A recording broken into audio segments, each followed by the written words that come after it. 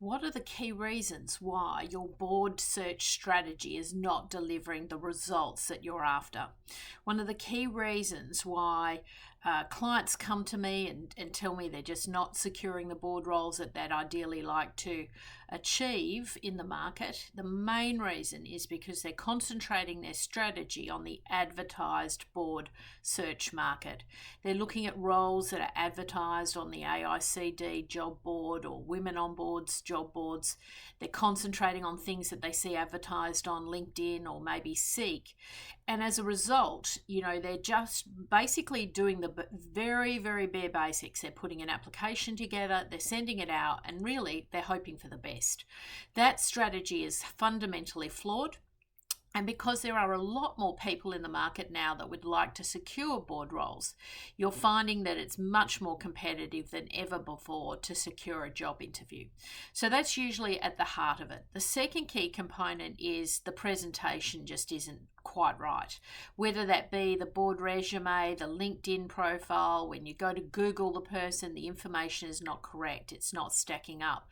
And we find that particularly for aspiring board directors, when you go to Google their profile, you see a project manager or a chief technology officer, you see a lawyer, maybe even a chief financial officer, but you don't see a board member. And that's where your brand becomes extremely important to securing meetings. And literally, if the brand is not right, you won't get in the door for the conversation. So you must pay attention to how you're presenting your experience. Even as an aspiring board director, you need to play the game correctly.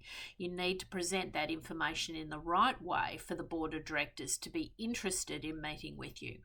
And then the final piece of the equation is you meet people all the time who are really dissatisfied with their results. They're not achieving board positions. And then you scratch the surface and you find out that they're really doing almost minimal to zero business networking. They're not connecting with chairs, non-executive directors, captains of industry, partners in law firms, accounting firms. They're not doing the networking that is required to connect with the people who ultimately make the decisions about who goes on to the board of directors.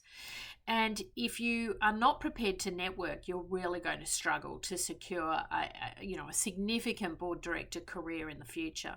So they're the three key components that are often going really wrong. And if you are struggling yourself, review those 3 points and see where you now need to modify your strategy to change the paradigm, to change the results that you're achieving, and to secure the board appointments that you would really like to achieve in the market.